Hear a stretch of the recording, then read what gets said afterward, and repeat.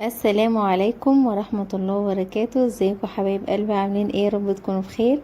النهارده هنعمل كفتة مشوية طرية جدا وسهلة وسريعة ومفيش ابسط من كده.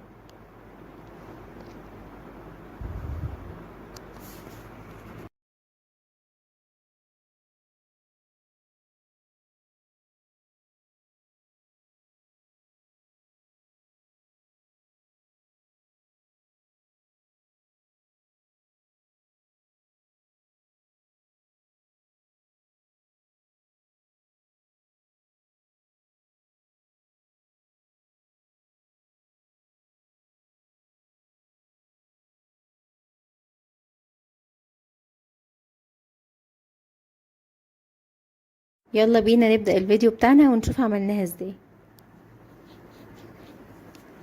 هنا معايا نص كيلو من اللحمة المفرومة، معايا بصلة كبيرة مبشورة، وربع حزمة بقدونس، معلقة صغيرة فلفل اسمر، ومعلقة بهارات لحمة،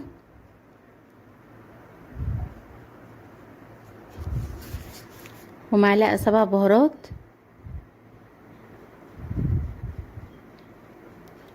ومعلقة كبيرة من البابريكا،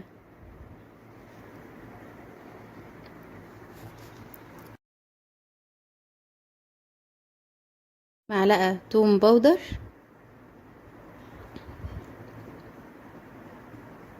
معلقة بصل باودر، ومعلقة صغيرة بيكنج باودر،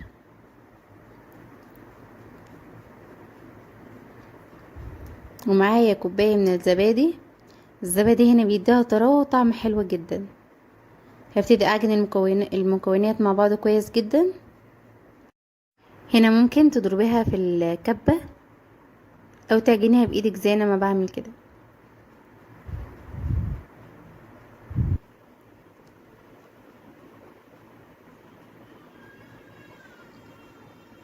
هنا المكونات دخلت في بعض كويس جدا. هبتدي اضيف البصلة المبشورة، وممكن تضيفي معاها قرن فلفل حامي، ده اختياري، وهضيف البقدونس وهبتدي اعجنها بايدي كويس جدا.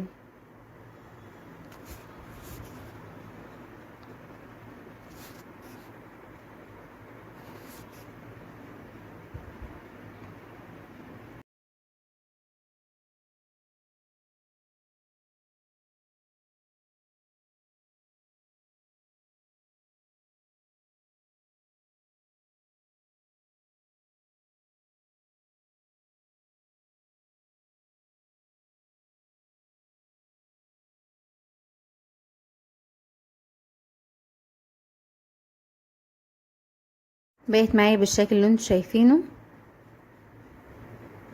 هبتدي اجيب عندي بولة فيها زيت،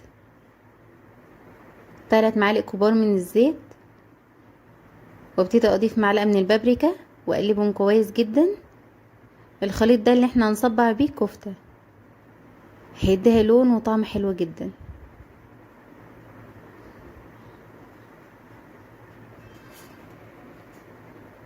هبتدي اجيب، لو ما عندكيش سيخ هتجيب عصيان الشيشتاوك وهتنقعيها في المية فترة كويسة علشان تشرب المية. العصيان معاكي هتشرب المية فمش هتتحرق معاكي على الشواية، هتستحمل معاكي النار.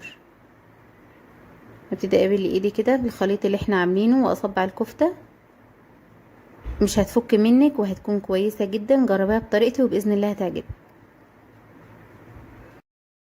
ممكن بعد ما تصبعيها تحطيها ترصيها في صينية، تدهني صينية وترصيها فيها وتدخليها الفرن تلت ساعة على درجة حرارة 180. اما لو هتشويها على الفحم زي ما هعمل كده، هتصبعيها تمام عادي على العصيان الشيش طاووق او السيخ اللي عندك، وهتبتدي ان انت تشويها عادي جدا. كده يكون انتهى الفيديو بتاعنا، واشوفكم في فيديو جديد باذن الله، والسلام عليكم ورحمة الله وبركاته.